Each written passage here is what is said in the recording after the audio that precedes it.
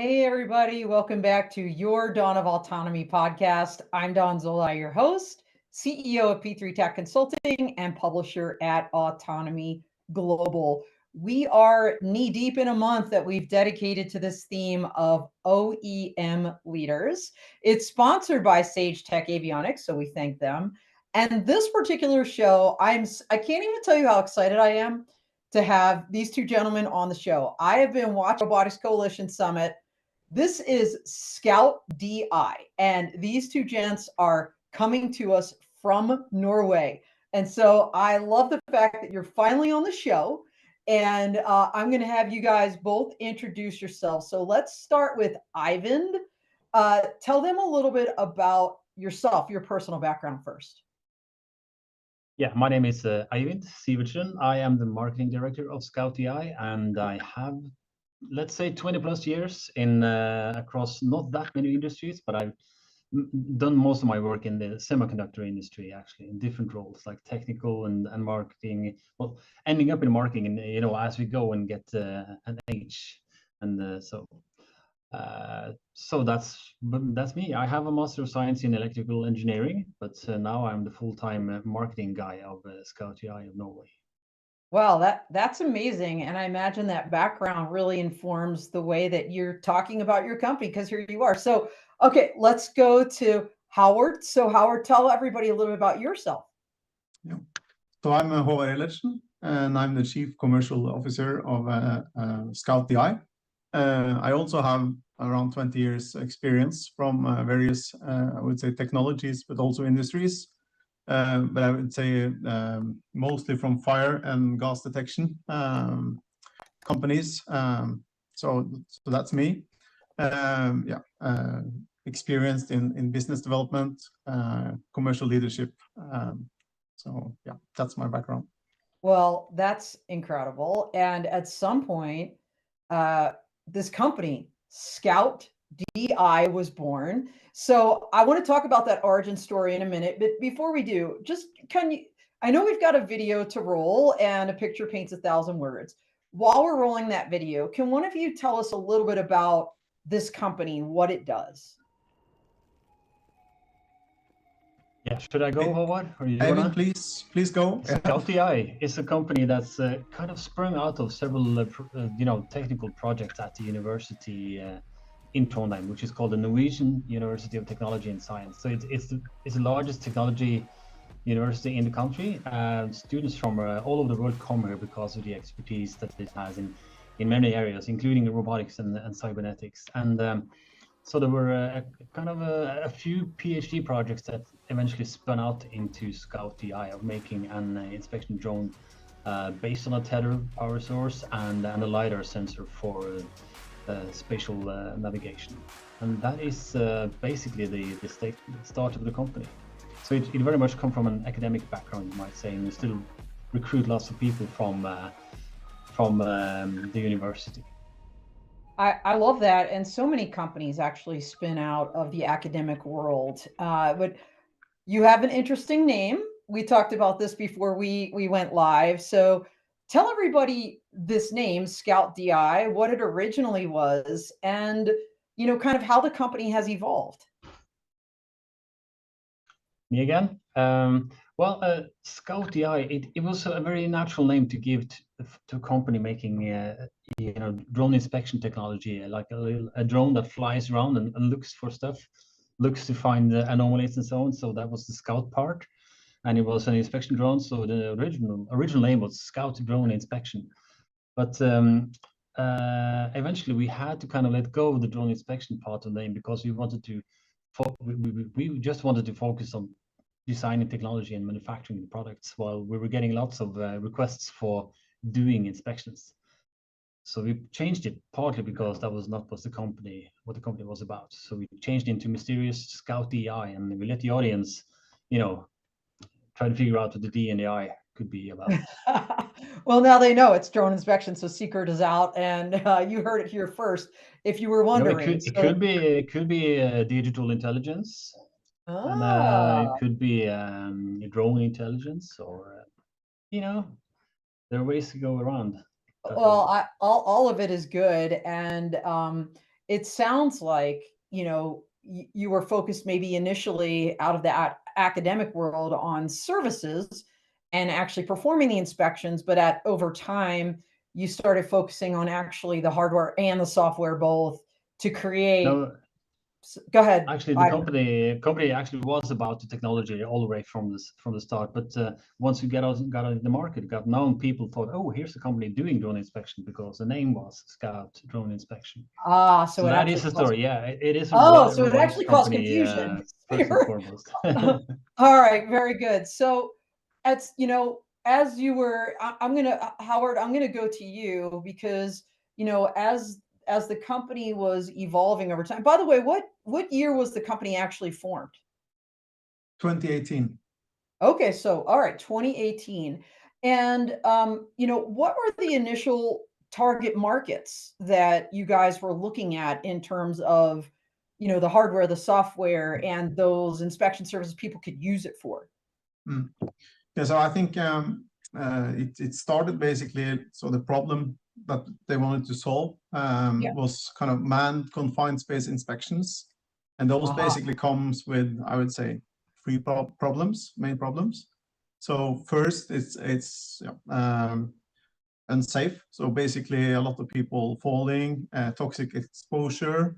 And if you look at statistics, I think it's in the US alone, it's around 2,500 plus lives lost since 2000 in those kind of environments. So that's the first thing. And the second thing is basically really expensive. Downtime, scaffolding, planning, really expensive to do. And the third, basically, I would say poor data quality. So going in there with a person trying to inspect something. I mean, one of the ways of doing it is rope access, as we say. And so they basically lower themselves into the tank with a rope and then try to go around to get the overview. So data-wise, that means only like spot checking, or you're not able to kind of cover the whole asset. So that's the third. So that was what we wanted to solve as a company. Okay, so when you say tanks, and obviously I've met you both at the Energy Drone and Robotics Coalition Summit over the last couple of years. We're talking more like the energy sector kind of problems that you were trying to solve in particular. So good that you're asking. So typically oil and gas, onshore, offshore tanks, but also as we developed the technology, we saw a lot of other applications. So within power generation, mining, and so on and so forth. So there is a lot of applicable applications for the technology. But mainly the focus from the beginning was mainly oil and gas. Okay, got it. Now we have a picture. I think it might be your next gen drone, but tell me about the drone. I think it's this. Tell me about the name of this drone first of all, and what was the original drone? And we're looking at the next gen version. Tell me a little bit about that evolution. So Eivind, maybe you want to take this question. I think you have some more knowledge on this than me, especially the name. Okay, so well, the name of the drone has been Scout 137 since its first instance, and since we have kind of been developing the same kind of concept, we stuck to the same name. It sounds oddly specific though. It's the Scout 137, so you might expect it next one to be a 138 and so on. Yeah. But it has been refinements of the same concept, and that has been steered by our choice of new materials, new components, availability of new technology. For example, in the Gen 3 now, we have the 128 beam lidar from Ouster as a standard component, while as for the Gen 2, that was a smaller one with 64 beams, well, not smaller, but fewer beams at least. So we have kind of refined the concepts from to exactly where we wanted it to be, because there's no doubt that you launch the first product. It's not that it hasn't been tested and all that, but you sell it into the market, and the market gives you feedback, and you see, yeah, there's some things we can do better, and oh, here's a new lidar sensor available, and so on. So we kind of kept refining on the same concept of an inspection drone, a tethered inspection drone, based on LiDAR for navigation. And that's where we are now. The Gen 3, as you see it, is it has better hardware in almost all aspects. As I said, denser LiDAR. And it has a faster computer. It has mostly the same materials as before, but it's built differently to get better LiDAR angles, so you can faster get better coverage. It does slam on the edge of all the LiDAR data and other sensor data as well. So it's just an evolution of the same concept. Well, it's Did I answer pretty your question? incredible that we're talking about a less than 10-year span, and you're already on generation 3 of this drone, based on customer feedback. And so, going back to Howard's comments earlier, those environments that you're talking about are really difficult, not just for humans, but for robots too. And so tell me a little bit about the ruggedness, how you built in resiliency to this drone. And by the way, I'm assuming it operates in GPS denied environments, because inside of a tank, in a tunnel, in mines, all of these places, there's no GPS for navigation, command and control, and things like that. So can you elaborate on all of these different facets and improvements that you made in the Scout 137 Gen 3? Yeah. So the Scout 137, it doesn't have a GPS sensor yet. Hasn't so far. Whether it will have at some point remains to see. People, as long as you keep evolving a product, people want it to do more and more. And that's the case with UT, for example. We had a good visual drone, and then people said yes, yes, yes, but we need to bring in climbers anyway to do the UT part of the inspection job. And what is UT, just to make sure everybody knows what we're talking about? Sorry, that's ultrasonic thickness measurement, which is where you use the drone to carry what used to be a handheld gauge that you have to put onto the wall with some coolant gel on it in order to measure the thickness of the steel plates in a tank or a pipeline or the hull of a ship. Yeah. Okay. So customers were asking for a UT sensor, the ability to do all these things. Yes, people. I kind of lost my thread, but I was talking about. That's my fault. I had to interrupt you because if we go down the thread of UT and no one knows what it is, I wanted to make sure people knew. But you were saying, we were talking about the ruggedness, the ability for it to operate, kind of in these areas where there is no GPS. Of course. So like I was going to say about GPS is, and the people learned to use the system in one way, they want to use it in more ways, and then we have to add functionality, and that is also one driver for the evolution of the system, right? And so I was going to say, who knows, in the future there might be a Scout system with a GPS so that you can use it anywhere, and then I used the UT probe, the ultrasonic thickness probe, as an example of that. And ScoutDI, I think, is well known, at least amongst our customers, obviously, to listen a lot to people in the field, go on field missions and take part in research projects and so on, to find out what it is. Not just what is the next step, how can we keep following the cutting edge and lead that, but how can we give the guys what they need? What is it? What's the real thing? How much does it need to be able to take in terms of dust and water and the whole IP ingress protection thing, but also all the other tools and workflow aspects that is needed. So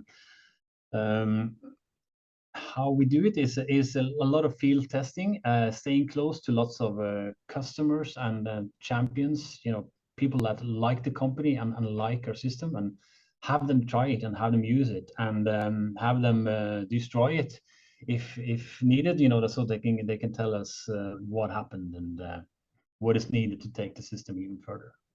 Well, what's really unique, I think, about this too is the fact that it is tethered for indoor. So when I think about tethered drones, I think about the ones that are flying way high up in the air, for example, stationary security purposes, perimeter security and things like this. When I listen to you, Eivind and Håvard, and I hear about this tether drone in these spaces, it's almost like, when you walk around the EDR floor, you're seeing these ROVs, remotely operated vehicles, that have a tether, right, for underwater purposes. Some the ground robots also have tethers to them. I assume this is part of your model in terms of like the navigation and how you can use it indoors right now and why you went in that direction. I don't know, Howard, if you want to comment on that. And also, just from a commercial perspective for your clients, all of these upgrades to Gen 3, like, why are they so important to your customers? Yeah, so that was several questions, so I'll try to answer. But I violated the major rule of being an attorney: never ask a compound question. So I apologize for that. I'm very excited about this drone. It's really interesting. It's good. I'll try to answer it. So just to pick up on your previous question first. So I think the iterations, of course, based on customer feedback, but the improvements and how we actually make these drones fly safely in those environments, that's kind of key. So I would say increased stability, better flight, so power weight ratio, and a lot of software, basically making the drones simple to fly. I think that are kind of the iterations that are among the most important. So more user friendliness, more secure inspections. And then your other part of the question, I think, tethered drone, yes, because we feel it's the right way to do it. Because in a tank, as an example, you would like to take your time to do a thorough inspection, and then basically not having to stress unlimited flight time, which that tether basically gives, and also having the communication over the same cable rather than relying on radios or radio communication. I think that's kind of key. So it's kind of unique selling points for our system, and over the years and over the generations, just improving that. But also adding, I would say, on the UT side, which Eivind mentioned, and now in the latest version, we also added a cleaning tool there based on customer feedback. So they said it's good that you have a UT probe on the drone, but we still need to clean the surface where we want to do the measurements. So why can't you kind of come up with a solution that could do both? And now we have it. So it's coming on our latest generation. So really excited about that. Yeah. I think it's fair to mention, if I may, Don. Well, first of all, thank you for pointing out all the obvious design features of our system, which we kind of, we tend to almost forget it sometimes, that we might have to, set the scope for all of the audience and so on. But like Håvard said, battery drones are limited in endurance and payload power, and it's the payload point I want to get to now, because now that tethers are becoming popular because they are giving more flight time and all that. But it's also important to know that when you have a fully wired connection, like with our system, which was a fully wired solution from the beginning, you also get the controls wired, so you don't have to stress, with RF multipath distortion and that sort of thing that might keep you from controlling the drone throughout your inspection. But also, when you design the drone system with a tether, you also give it more power overhead to be able to carry more payloads. So we were always able to, carry a little bit more. We can have the camera, we can have the lights, but you can also have a UT probe. Turns out now with the Gen 3, we can also carry a UT probe that can clean the spot before you measure it, all in one go. So that's one of the advantages of having that kind of planned out from the beginning. It allows us to put more into the package. Well, that's why I really wanted to highlight that, because I think that's really unique. You've been around, you've seen what other people are doing. This is really unique. So let's talk about some of the sensors, right? To your point, The ability to have the tether allows you to have heavier payloads because of the power that comes along with that. Let's talk a little bit about the new survey grade LiDAR that you've added to this Gen 3 Scout 137, because that's super important. Tell us a little bit about that LiDAR. So the new LiDAR is basically the same unit as the previous one, but it has twice the amount of beams. It's a LiDAR from Ouster called OS0128, I think is the name of it. It basically gives you confident navigation, of course, as it also did before. But what it gives our now faster onboard computer even more fuel to do precision calculations for the SLAM navigation that it does on the edge. So the drone is at all times calculating the map, the volume around it and its own position in that map, which is something called SLAM. I'm sure most of your users, your audience have heard about that. But it means simultaneous localization and mapping. It takes some powerful computer to do it, but if you can do it in real time, then you also get a more stable and precise navigation. And at the same time, you're also able to feed back to the pilot a better and more precise image of the volume that is flying in, so that you can use supporting point clouds and graphics on the tablets that we have with our system for the pilot to fly beyond visual line of sight. So you don't have to actually be able to see the drone when you fly it. For example, you're inspecting a cargo tank, you can drop the drone into the tank and let it fly around in there. You will use the camera feed from the drone and the point cloud, which is fueled by these LiDAR data, basically, to show you what the space looks like. We could also see that on the video that you played. Oh, excellent. You know what? Honestly, you just said something I never really thought about. You're dropping a drone into a tank. It's clearly beyond visual line of sight. I think when people think beyond visual line of sight, they think something really, really far, far away. And honestly, in this case, it's probably like a pilot right outside of the tank that can't see through the tank with the drone in there. So excellent that your LiDAR enables this beyond visual line of sight capability to do these kinds of inspections. And Howard, I want to ask you, Eivind alluded to it, but how do these advanced capabilities in terms of the LiDAR translate into business value then for the operator or the customer, the stakeholder?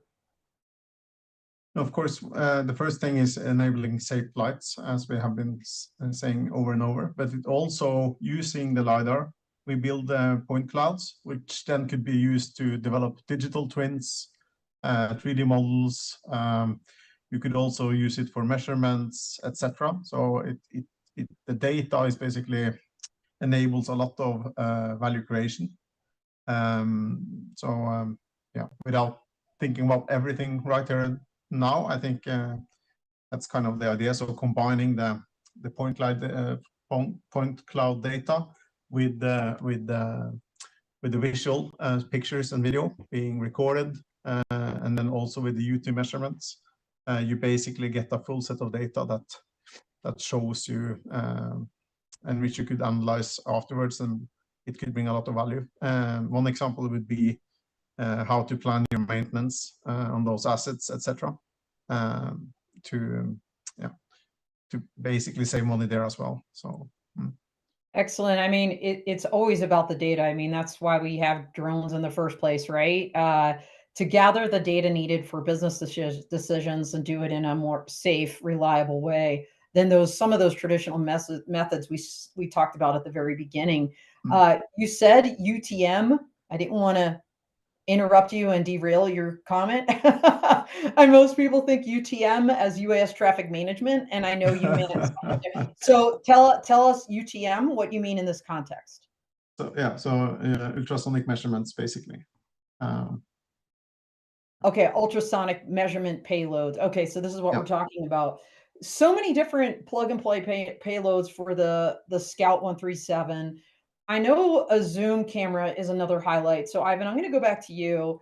Tell us a little bit about this new zoom camera that you have and what inspection opportunities it unlocks. Yeah, so the zoom camera is built in, so that's a standard, and the gas sensor is also standard, and the 128 beam lidar and so on. It's just a UTM payload that you have to buy separately, basically, because not everybody does UT. But zoom camera is there. It's a 3.5x optical zoom camera, so it means that it's not digital zooming. You're not reducing pixel amounts or anything like that. It allows you to see details from a safe distance, basically, without loosening the efficiency of your inspection. So you can choose to do that if you're doing like a general visual inspection. You can fly a smaller round, not as close to the walls of your asset, for example, and just zoom in order to cover everything. That depends on whether you have enough lights available, of course, because you still need light to make photographs. It could also be the case that you want to cover something visually, but you can't get close enough because of this protruding feature into the space that you're flying. It could be shelving, it could be what you call it, wreckage or debris, if something that has fallen down. And then you can use the zoom camera to be able to cover something well without making the risk of moving too close. So those are the basic reasons for having it. And that is another feature that was kind of sourced from a customer really wanting to see something better, get more, better ground sampling distance, but couldn't get closer because I think they were inspecting a sprinkler system actually, and there were fixed shelvings in the way. And so we realized, this is a good idea. It's useful for many segments. So then we went ahead and researched it and developed one for our Gen 3 drone. Okay, great. So a lot of these things come already just on the drone in this Gen 3. Things like the zoom camera. You said it's the UTM or the UT probe that is separate, and that is custom designed arm. So let's elaborate on that. And by the way, everyone out there, I know people. This is live, so if you have questions for these gentlemen, because this is a really, really interesting drone with very important use cases, please jump in the chat, or even if you just want to say hi, we always love to hear where people are coming from, and fire your questions away. We're ready to take them. But in the meantime, tell us about the UT probe and this specially designed arm that you created to accommodate it. Yeah, so I can start off there.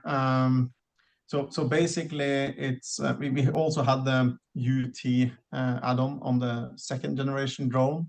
So but now on the new one, the third generation, it's basically a new arm, and the arm is designed in such a way that you can tilt it in different angles, various angles, making sure that you are gaining a good connection with the asset that you want to measure. It also comes with this cleaning tool, which is basically you could think about it as a grinder, and you could change the I would say that into different brushes, metallic brushes, or different materials based on what you want to do, so you don't necessarily destroy the surface, but only cleans it. And also we do have several types of probes for different use cases. So you could also change those based on what you want to do. And Eivind, maybe you also could add on to this because you have some more insights than me on and as you do, Eivind, can I ask you one thing also, because maybe it might be obvious to you, but for me it's not. Your stakeholders, your customers clearly ask for some kind of a cleaning mechanism to go along with the UT sensor. Why is that? I assume these tanks are super dirty, and because I've never heard of anybody else with a cleaning mechanism like what you gentlemen added to this Gen 3. So tell me kind of the problem, what the stakeholders, why they were asking for it, and why this is so important that you've added it. Yeah, it's it's exactly as you are kind of alluding to. I mean, the people that bought the visual system before we had a UT probe said, yeah, we like that, but we still have to climb around, as I mentioned earlier.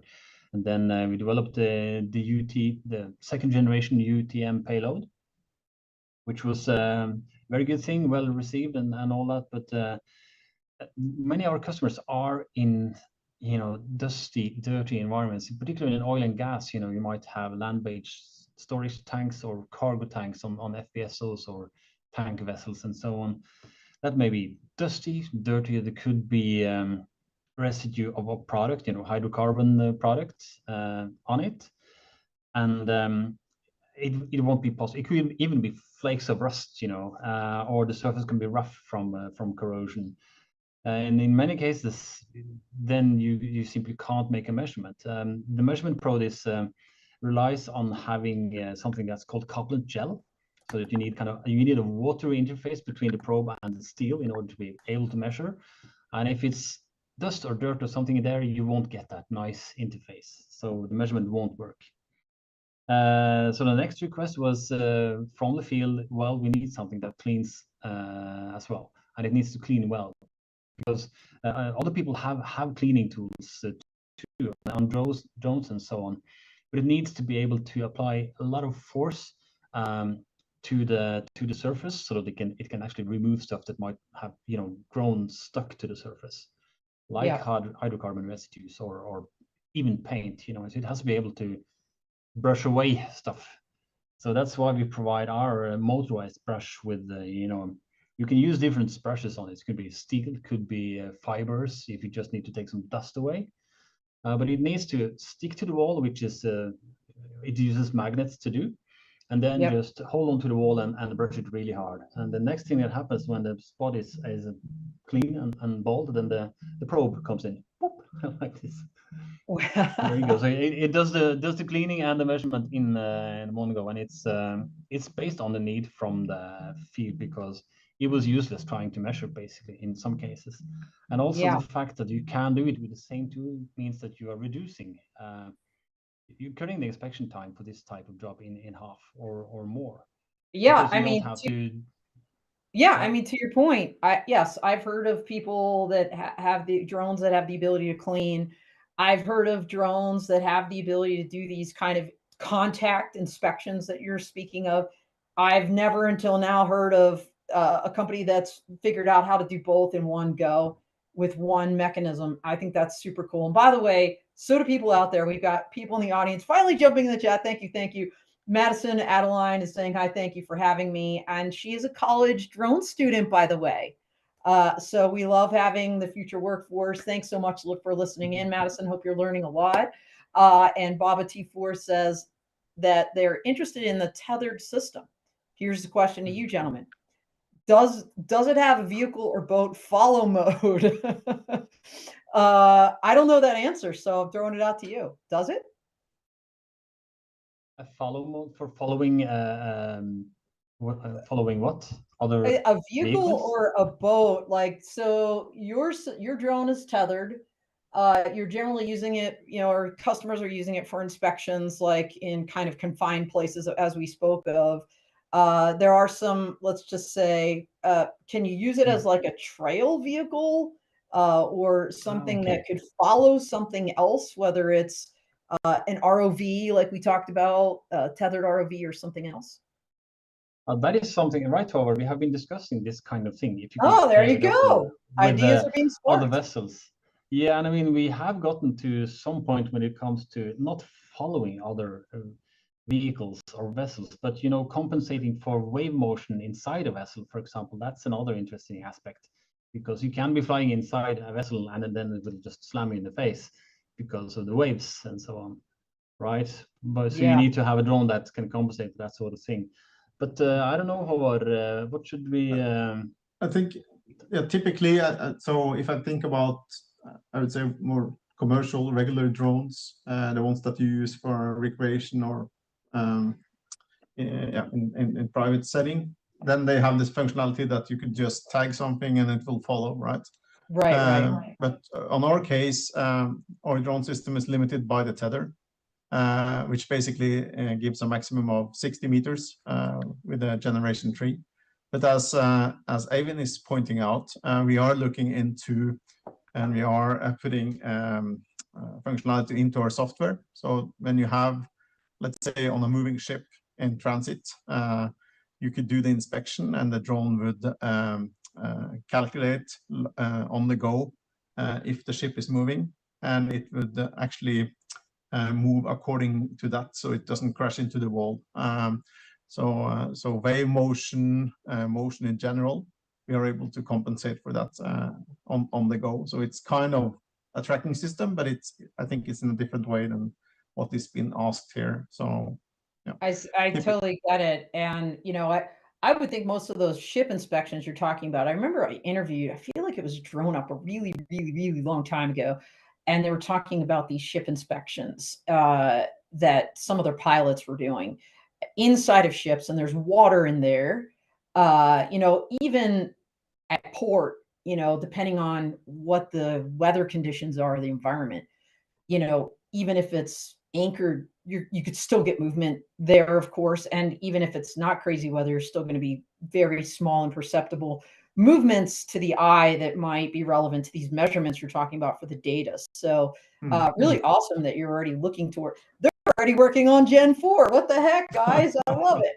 So never a dull moment at ScoutDI, that's for sure. So we've been talking a lot about these tanks and the measurements and all the different features of the 137 Gen 3. You guys also have this gas sensor, and I think this is really important to talk about because besides, doing those kind of UT inspections, for measuring thickness of things, measuring gases, right? I mean, when you think about the oil and gas industry in particular, not just in the United States, but globally, so many different compliance requirements in terms of methane and other emissions. So tell us a little bit about your gas sensor feature. So thanks for bringing that up. We tend to forget that, Don, and the reason for that is because it comes as standard on our drone system. Yeah, basically we have a payload which is now standard on the Gen 3 that could read, I think it's up to 15 different hydrocarbon gases.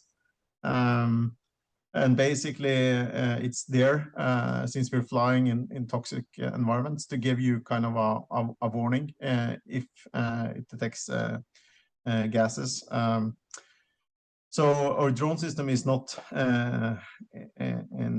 intent, so ATEX approved, and we don't, at least not to my knowledge, I don't know about any flying drones which are yet.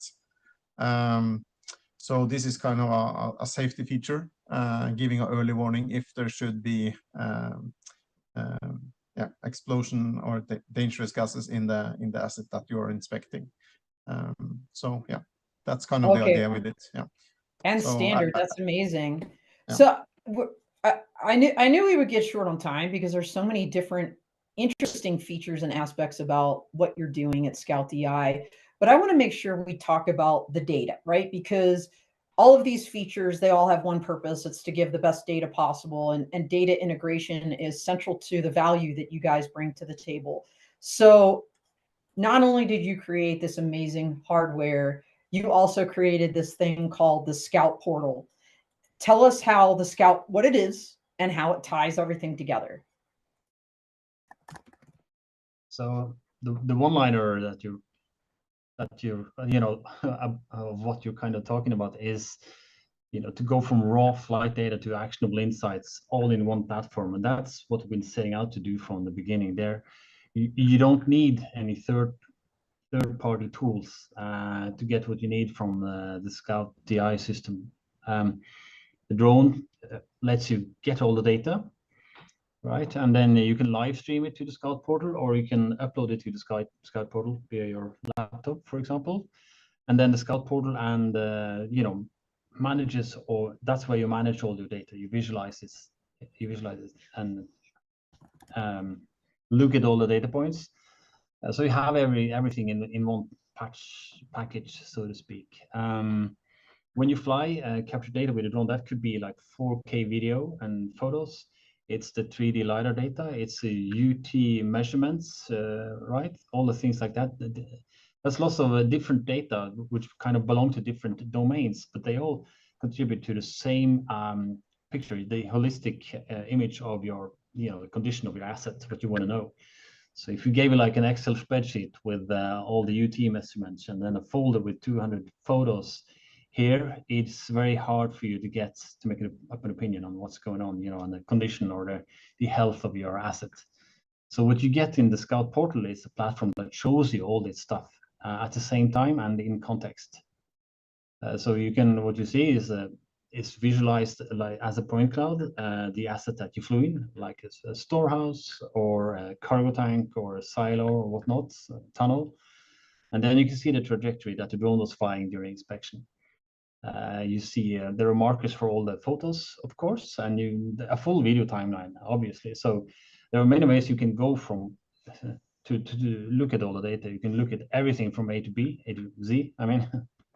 And then you can also just zoom in. Oh, that's the corner that I want to look at stuff, and then you click there and look at some photos and the UT. So it kind of brings all these data from different domains, but the same asset into for you to immediately access and put together inside your mind. And immediately you get an understanding of where things are and what's going on. And yeah, I mean, you have like UT to kind of support visual photos. For example, you can see, oh, there's something going on over there. There's corrosion. And then you can look at the UT measurements and see, wow, it's down 5 millimeters since X years ago, and that sort of thing. So it's a really comprehensive tool for you to understand what's going on, collecting all the data and understanding it, and having more people contribute in getting insights from what you have measured. Yeah, that's great. And honestly, I've been really referring quite a bit to this 137 Next Gen 3 drone, but really it's an entire system. I mean, I also think that makes it unique because a lot of these other players they're having to leverage third party for the data analytics and things like this. The fact that you have it all one-stop shop, and we didn't even talk about your ground control station. Like you have that too, obviously. So that I know you've ruggedized as well. We got like 2 minutes left, and I know that's crazy because time has completely flown by. No pun intended. So I would love to give each of you an opportunity to maybe fill any gaps that I missed, give any closing remarks, and then we'll just close it out at the very end with how people can learn more and how they can reach you. So, Howard, I'm going to go with you first for your closing remarks. No, I think, thank you. I think we've been through the most important, but one thing we forgot to mention, which I think is really our value creator, is since we have the tethered drone and the communication over that line, we also enable a high bandwidth. So basically what we can do is live sessions. So if you have an inspector, you could actually live stream what you're doing, the inspection, directly to his desk. So he doesn't have the need to travel out to the assets. So if that's an oil rig or a ship, as long as you have a satellite link, you could basically sit in your office and watch the inspection live. So that's kind of unique, and we tend to forget to talk about that, but that's really a value creator. No, I think there are many aspects here. Sorry, Don. No, please. We like to talk about this. You can tell. We should probably do another hour. As you should. But, yeah, but there are so many things. Technology, provide on several in several different dimensions now. I mean, once you have connectivity offshore, for example, then guys like us can start offer live inspection, where you can fly a drone on a ship out in the middle of the ocean, and somebody in a different country, on shore somewhere, can look at this inspection. And I think drone inspection is becoming commonplace. Everybody knows about it and know who the main players are and so on. But there are also, luckily, so much other technology that is coming together now that makes us, that allows us to provide this holistic type of system, as you say, or a solution, because that's just what it is. You can but it takes all these pieces to fit together. There's so many things you could have mentioned when it comes to live streaming and so on, you know, but has to be next time, I guess. Well, hopefully there will be a next time, and we'll bring you guys back next year. It sounds like you're already working on Gen 4. I'm of course always looking forward to seeing you again in Houston in next June as well. You know, and maybe even some other places. I'm hoping to get to Europe for a couple different shows next year, so we can talk offline. But in the meantime, how do people learn more about ScoutDI, and how can they reach you? Håvard?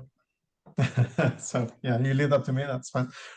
So please visit our website. You can find a lot of information there, but also reach out by you can contact us also through the website, and we will happily answer any questions that you might have, or if you have any ideas, we also welcome that. So please just reach out. All right. Well, we have channels everywhere, you know, Don. And I mean, it's LinkedIn, it's Facebook, it's email, and the website. And of course, just like with the drone system, everything is just plugged in together. So it all ends comes into the same inflow, you might call it. So well, that's very good. So everybody out there, now you know about ScoutDI. If you didn't before, you know about this incredible solution they put together. If you want to learn more, follow them on social media. Check out their website. Really appreciate everybody out there making those comments and taking the time to watch today. That's all she wrote for today. We are out here.